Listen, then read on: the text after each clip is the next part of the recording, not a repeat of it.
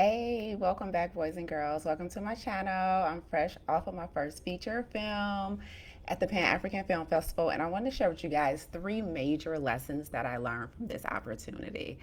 Um, First of all, I'm still kind of floating. Okay, it was super amazing, and I really feel like, I was going to come on and talk about something totally different, but I was really reflecting like the past couple of hours, honestly, about how this opportunity came about and kind of some lessons that I wanted to share with you guys about how it happened, why I believe it happened, and just kind of some things were reaffirmed for me for this weekend. So if you don't know, right, if you haven't been watching my page and my flyness, okay, body yada yada, then just this past weekend I was featured in a film that featured at the Pan African Film Festival here in Los Angeles. And so I want to talk a little bit about what that did for me and what lessons I learned from it. So welcome back, everybody. This is the Plant Protocol with Lisa A. Smith, your coach's coach, okay? And hey, Mavis, it's good to see you. And y'all gotta excuse me. I'm still on California time. I'm not sure how y'all do this. It's like kind of wild right now. So I'm kind of tired. Kind of like last week. One I on last week, kind of like spent from Atlanta, and I gave y'all all my post travel vibes from Atlanta. But y'all know we don't miss a week because consistency is everything in this business, and so we're gonna do it anyway. So let's get into it. Three major lessons that I learned from my first feature film and the red carpet here in Los Angeles. Now, anybody who knows me and has been around here any amount of time, then you know I'm all about radical obedience.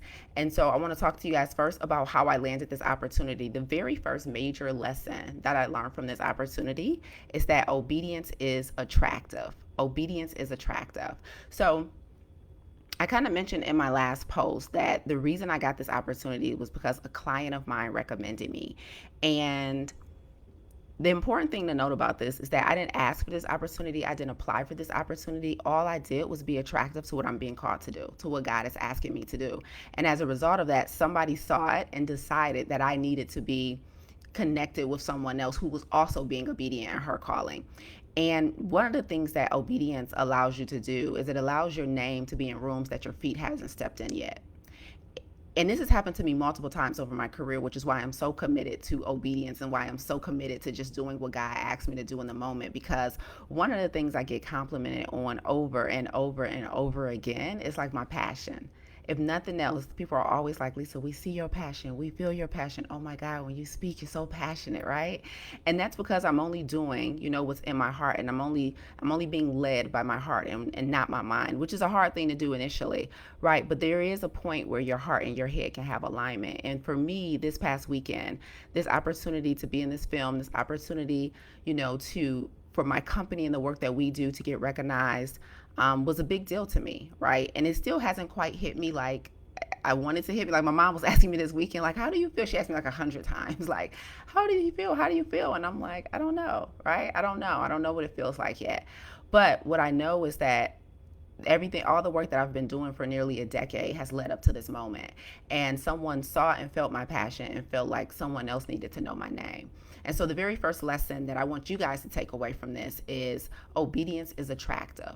It's really attractive. Like people are so attracted to people who are being obedient because it's nothing like watching somebody stand in their moment and in their gift. And like you ever watch an actor or a singer, like your favorite rapper, and you're just like, yo, they were not meant to do anything but this. Like, shout out to Usher, you feel me? Like, he wasn't meant to do anything but that. Like, just being in their zone. It's like, I want the front row tickets to everything. Like, I have a podcast episode, so y'all already know when I'm tired, my brain scatters. So you got to keep up. All right, let's get it. Let's go down this rabbit hole of things I didn't mean to say. So I remember a couple podcast episodes ago, right? I did this episode about my very first Broadway show. So last year I went to NYC and we went to a Broadway show and we went to go see MJ on Broadway. And I bought front row tickets, right? And I was so like no obstruction to the view, to the show. And I remember being like captivated by these actors on this stage. Like, first of all, it was my first time on Broadway too, right? So it was just the whole experience was dope as hell, right? And so I remember being captivated by these actors and these dancers and these singers and just watching them do their thing and like be amazing. And I was like, yo, like obedience truly is undefeated. Like they were not meant to do anything else. And when we came out of that Broadway show, I didn't know this, but like when you go to a show on Broadway, I guess when it's over, people stand outside and they like wait for the actors to come out the back door, and everybody has like their playbill in their hand and they want to get it signed and autographed by the actors. And so that's what we did, right? And I remember me and my family, we were standing outside the back door waiting for the cast of MJ on Broadway to come out. And as they came out, like several of them were like, "Hey, yo, we saw y'all in the front row. We saw y'all in the front row." And they were just basically like, "We don't see a lot of us in the front row. Like, we don't see a lot of black people in the front row." And I remember from that moment on, I got like obsessed with the front row. Like, I try not to do anything without having front row seats. And because obedience is so like, you don't want an unobstructed view of obedience, right? And that's kind of what it felt like, like this weekend. I'm just like, when you're in your moment, when you're in your purpose, like everybody wants to see you and nobody wants an unobstructed view of that. And so for me, the very first lesson from this weekend and having this opportunity to be in this film and to like be in LA and go to the Pan African Film Festival and like see my name on the screen and do all the things, right? It was a reminder that how attractive obedience is, and everybody wants to see you in that light when you are doing what you're called to do, because it's like witnessing it's not like witnessing anything else, right? And so that is the first takeaway that I want to give you guys. Thank you. Lashonda said facts for sure, right? And so that is the first takeaway that I want you guys to remember, is that anytime you are having fears or doubts, or you're having those limiting beliefs that are telling you to just continue to do the thing that's safe versus what you really feel called in your heart to do, I want you to remember that obedience truly does always pay off for you, and you will always be provided for when you do the thing that God is asking you to do, versus running back to your comfort zone. Okay, so that's the first lesson. I stayed obedient to my assignment, and my name landed in rooms that my feet had not yet stepped foot in. Let's go. Number two. All right, number two. The second lesson that I learned from this weekend is the importance of selling them what they want and serving them what they need. Okay, selling them what they want and serving them what they need. Where my note takers at in the chat?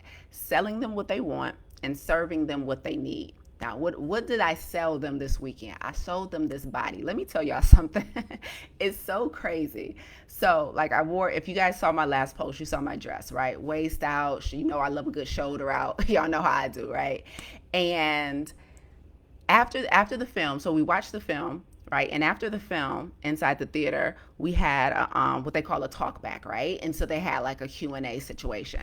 And so the filmmaker, the executive producers were on stage, and Dr. Kim Williams, those of you who are in the plant-based space, Dr. Kim Williams is a major plant-based cardiologist in this space.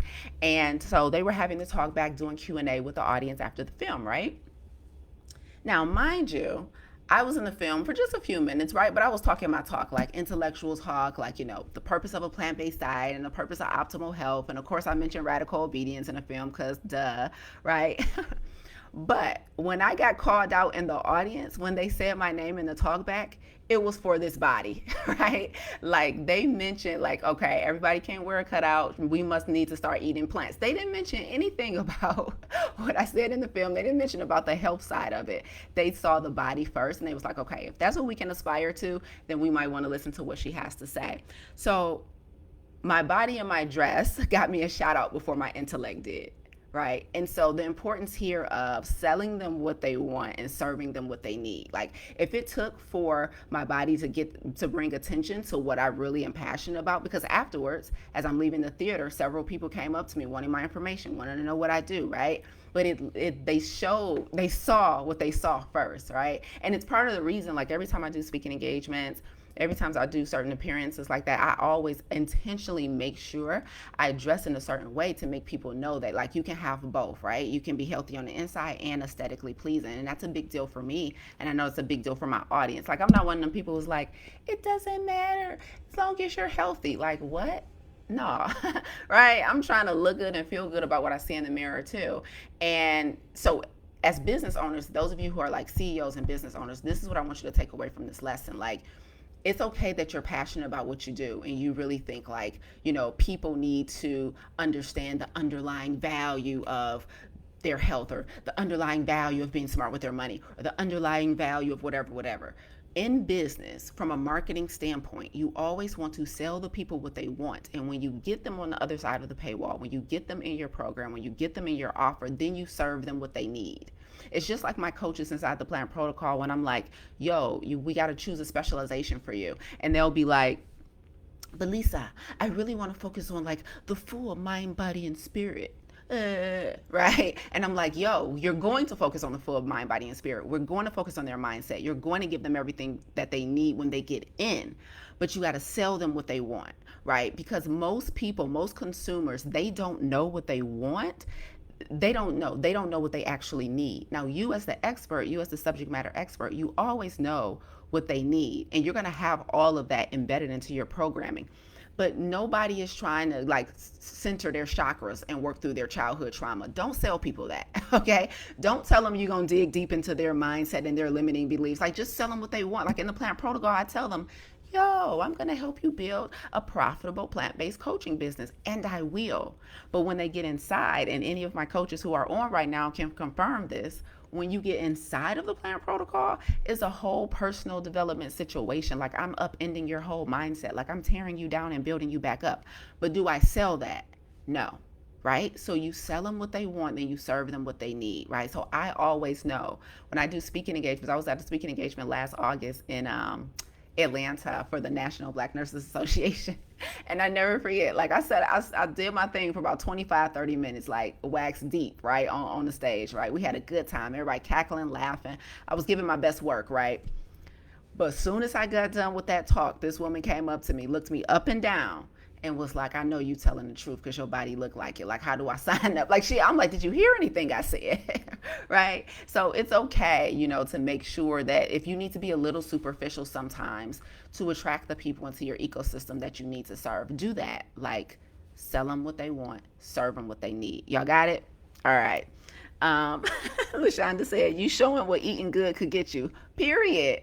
Right? Like, I wish I could walk around and show y'all how dilated my arteries were. I wish I could walk around and show y'all like how clean my liver and kidney is. Like, but you can't see from the inside out. So if all you can see is the outside, I'm gonna show you what that outside do, right?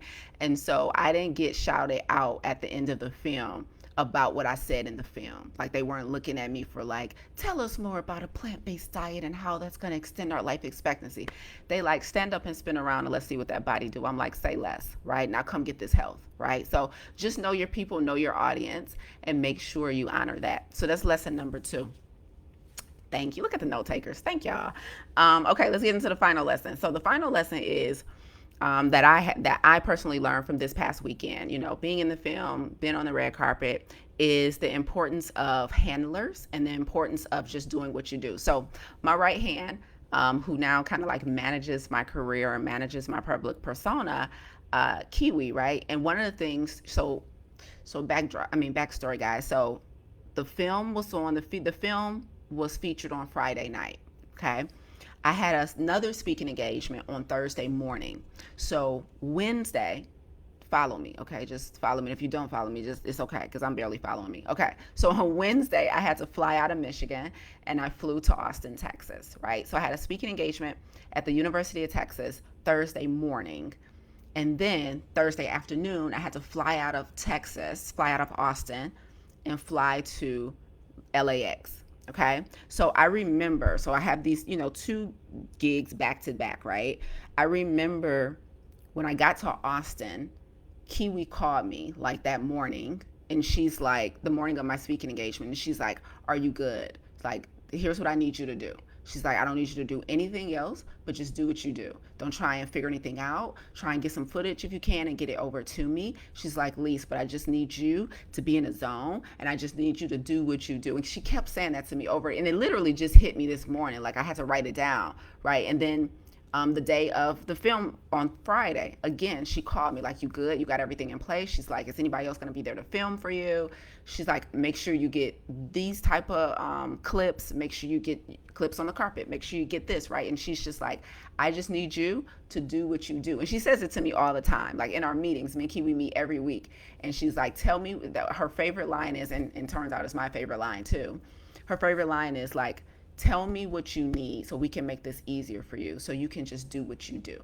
Now, this is such a blessing. So I want you guys to listen closely. I've waited 10 years for somebody to give me permission to just do what I do, right? And just take things off of me, right? And just take things off my plate. I've waited 10 years for somebody to say, every week, tell me what you need so that you can do less. The third lesson for me in this was the importance of having handlers and having people who really trust and have your best interests at heart and have already seen and been witness to, and I mean front row witness to your gifts and your talents and your purpose, and they have already committed to allowing you to do that by being in their gifts and their talents and their purpose, right? The importance of handlers. This week, my mom was here. Like, I had several people around me who allowed me to just do what I do and allowed me to do it safely. Does that make sense? Like, I had several people around me who were so concerned about my well-being and so concerned about me being able to seize this opportunity that I was literally able, for like the first time in years, because I usually travel by myself doing these gigs. I usually have to figure out all the logistics of this stuff by myself. I got to figure out how to feed myself. I got to figure out where to sleep. I got to figure out how to book travel. Then I'm usually like a woman traveling alone, so I got to be conscious of my own safety and like where I'm staying and like getting into cars with drivers late at night. Like, I don't think y'all understand how many years I've been doing this, like doing gigs, traveling, saying yes to stuff. Like, it's just so much. Like, it's just so much. I can almost cry. And like this weekend though, I had people who were like, just do what you do. Just do it. Like, don't do anything else but do what you do. And it felt so good being directed. It felt so good being led. It felt so good not having to keep an eye on everything and keep a pulse on everything, right? Like, I didn't have to like drive. I didn't have to figure stuff out. I didn't have to like, all my pictures are not selfies anymore. Like, this is a big deal to me. Like, next year I will be in business 10 years and I'm able, like, finally starting to be able to exhale and just do what I do. Like, thank you, Terrence. Do what you do. Yes. And so that's the third lesson and takeaway. Like, if you have, some of you are so disobedient that you have people in your life and you have people in your ecosystem who are willing to let you just do what you do, but you are so used to being in control. You are so used to not trusting. You are so used to not relinquishing and taking your hands off of things that even though you have the help, you have the handlers, you're not even allowing them to do what they do. And so if that is you and you know you will work better and operate better if you allow other people to take care of you, I want to invite you to try that out. Just see what it's like. And you're 100% right. Nobody will ever do it like you. People might need time to adjust and get things just the way you like it, because that's what Kiwi is doing for me. Like, she asks me all the time, like, do you like this way, or how does this sound? And she sends stuff to me to review, right? Like, you guys are gonna, this whole situation right now is going to be on YouTube soon. And she's going to be like, Lisa, is this good? Like, do you like this caption? Do you like this set? Well, what if I slide a picture in here? We're talking about your red carpet. I'm going to slide some pictures in with you on the red carpet and your dress and everything you're talking about. And she's going to, and it just feels so good to just be able to, as she learns me and learns what I like, it's going to be easier and easier for us to flow and for the business to flow and for us to serve more people, because I'm allowed to just do what I do. Like, what I'm doing right now, if all I had to do was this all day, y'all, it'd be next level. And so I'm always constantly thinking about the details that surrounds this, my speaking, my teaching, my coaching.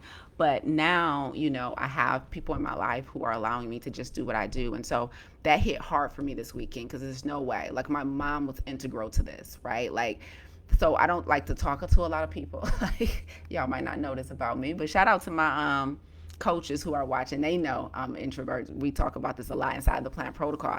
And so they know that when I have to talk to people, it's like my alter ego that I have to turn on, right? I'm not naturally like talking to people all the time. And so my mom, though, she is such a people person, y'all. Like, my mom is an extrovert, like extrovert. And so she traveled with me over these past couple of days, and she was talking to people for me. It was so nice. Like, we went out to breakfast with other people that were in the film, and I'm just sitting back chilling, right? And my mom's like, okay, my daughter's not going to say this, but she is the founder of this and she does this. And she had people at the breakfast table pulling up my website, watching my videos. She's like telling everybody about me. She's telling them what I do and all of this stuff. And, so now people are asking me questions and I'm able to get into my zone and I'm able to flow. But I don't initiate conversations like that. Like I don't initiate engagements like that because it's just not my style. I'm just like super low key. And so, I had my mom here to do that for me. So she was able to do what she do and I was able to do, and it was just like a perfect like marriage of the two, right? I was able to come out of my shell a little bit because I'm usually just on when I'm on. It's so funny. Thursday, y'all, and I'm about to wrap up. But Thursday, when we were at the University of Texas doing a speaking engagement, she's in the front row, right? Because that's what we do when we're witnessing obedience, right? So she's in the front row and she's watching me and I'm doing my thing, right? I'm presenting. And then when I got done, my mom was like, "Do you want to stay for the next presentation?" I'm like, "No, let's get out of here." Right? And she's like, "Okay." So we gather up all our stuff, right? Because we got to get out of the way for the next presenter. And we get out in the hallway and somebody that was in my audience followed us out into the hallway so they could ask me questions. And I'm answering the questions and stuff and doing the people and thing. And then as soon as that young lady went away, I'm like, "Ma, run." Right? So I'm like, "Let's run to the bathroom so I can change clothes and get out of here." And my mama was like, "Wow, Lise, you really don't be messing with people." She was like, "You are a totally different person on stage." She was like, "When you are on stage, it's like you like people." I was like, "My, how you don't know this?" She was like, "But it's just crazy I've never witnessed anything like it." She's like, "You're a totally different person." I was like, "Yeah, it's my alter ego. I've trained my alter ego like to be that way, right?" And I'm like, it's just strictly training over the years. And I'm like, I'm trying to get better. But if somebody catches me, like when people catch me randomly, like in the streets, like I'll be like just walking or something or out in public and people will stop me and notice me and recognize me. In those moments, obviously my alter ego isn't on, and so I get caught off guard and I gotta like quickly try and turn into hey, like a people person. And so my mom was like, "This is wild. I've never seen, like I've seen it, I've just watched it in real time. It's like a button switched on, then a button switched off as soon as it was over." And I was like, "Yeah, I'm trying I'm trying to get better with that." Right? But listen, just the importance of being able to do what you do. So those are my 3 lessons from the Pan African Film Festival this weekend in Los Angeles, and this film that I was able to be featured in about the health of Black women. I didn't even tell y'all about the film. My bad. The name of the film is Sisters Getting Well, and it's about the importance of Black women's health, right? So this film is all about the importance of Black women's health and the importance of us taking care of ourselves, the importance of longevity, the importance of making sure that we do everything we can to be the healthiest version of ourselves. So thank you, Melissa. So we are so proud and happy for you. Thank y'all. Y'all have no idea. I'm proud of myself too. And so the film was really good, and I'm sure I'll tell you guys when it's appropriate, when you guys can watch it. I don't know what happens after the film festival and where it'll be available, but I'll totally share it with you guys so you guys can check it out. It's really, really good short documentary about the health of Black women and the importance of the health of Black women. And so let's review, boys and girls, so I can get out of here, okay? So 3 major lessons that I learned from my first red carpet and my first film feature. Number 1, obedience makes you attractive. Right? Obedience makes you attractive. I landed this opportunity not by asking, not by applying for it, but simply being obedient to what I'm called to do. And as a result, somebody saw fit to mention my name in a room that my feet had yet to step foot in. Lesson number 2, body confidence is everything. The importance of selling them what they want, but serving them what they need. Okay. I often get called out for my body. I often get called out for my youth. Like people, like this past weekend at the University of Texas, this guy raised his hand. He was like, "How old are you?" He's like, "You look 25. I'm like, "Do I though?" Like, let's not exaggerate, sorry. Right. But so like people, when they see the youthfulness, when they see like how vibrant and healthy I am, like that's attractive, right? Like, yeah, I want to sell them the health and I want to sell them on longevity and I want to sell them on life expectancy. But outer appearances sell me first. And so I lean into that. I don't lean out from it. I lean into it, right? So I wear certain things that's going to accentuate that to make sure people know like it's possible to have the outside and the inside look good. Okay. And then finally, the importance of handlers and the importance of relinquishing control when you have people in your life that you can trust, right? And that allow you to genuinely do what you do so that you can be spotlighted in the best way possible. So shout out to Kiwi, shout out to my whole team. You guys are absolutely amazing. And so let's wrap this up with the Lisa-ism of the day. Y'all know how we do. The Lisa-ism of the day is very simple. Magnetism requires obedience. Magnetism requires obedience. So if you are placing your business or in your career and your endeavors right now where you feel like you're having to work so hard to be seen, or that you're having to work so hard for an opportunity, you're having to work so hard to be heard or to pitch, right? I want you to check in with your obedience. Are you really truly aligned with your work in this season in your life? Is your head and your heart in perfect alignment? Because that becomes magnetic to people and you don't have to work as hard to get opportunities. So the Lisaism today is magnetism requires obedience. If you want to be magnetic, make sure you're leading with obedience. Was this helpful today, guys? Melissa said, talk that talk. You know I'll be talking. You know I'll be talking. If this was super helpful, I would just love for you guys to share this with someone who needs to hear it. If you're watching this on YouTube, subscribe. Hey, I never thought I'd say that, guys. Subscribe to my channel. So subscribe to the channel if you're watching this on YouTube, listen, or follow the podcast, the Plant Protocol podcast. This is where this will be repurposed. So if you love these lives that I do every Monday morning, then you can also follow the Plant Protocol podcast, because that's what they'll be repurposed to as well. If you just want the audio, you want to be able to pause me, remind me, write that down, all of that stuff, then listen to the Plant Protocol podcast wherever you stream podcasts. If you're on YouTube, like this channel, tell somebody about it. I love you guys, and I'm going to take a nap. Bye, guys.